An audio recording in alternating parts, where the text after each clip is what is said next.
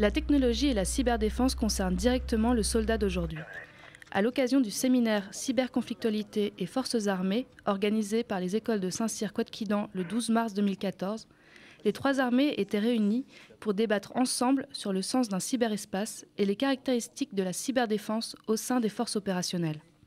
La préoccupation primordiale de la cyberdéfense, c'est bien préserver la continuité des fonctions et des missions opérationnelles des forces armées et plus largement du ministère de la Défense. Appliqué au cyberespace, ça signifie que la priorité de la cyberdéfense, c'est bien les fonctions et non pas les systèmes, c'est-à-dire ce que font les systèmes que nous avons dans le cyberespace qui ont vraiment du sens.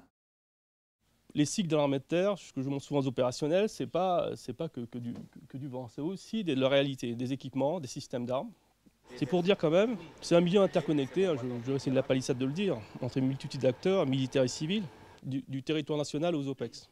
Chaque système d'information, qu'il soit du domaine des cycles traditionnels, des systèmes d'armes ou des systèmes dits industriels, est un maillon faible qu'il convient de maîtriser.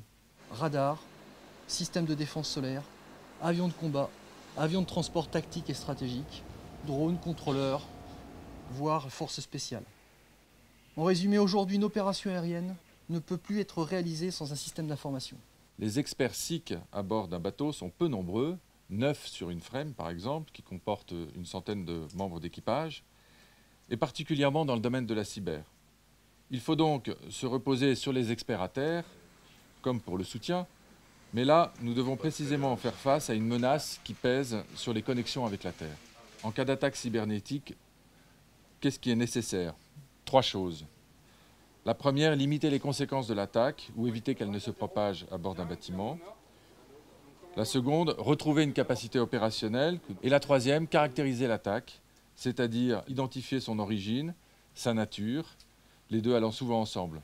Pour cela, puisqu'on ne peut pas le faire à bord, par manque d'experts, il faut collecter et transmettre les empreintes aux experts qui sont à terre. Pour répondre à ces 3 exigences, il nous faut donc des moyens techniques certes, mais également des hommes ayant reçu un minimum de formation et d'entraînement, et enfin une organisation opérationnelle.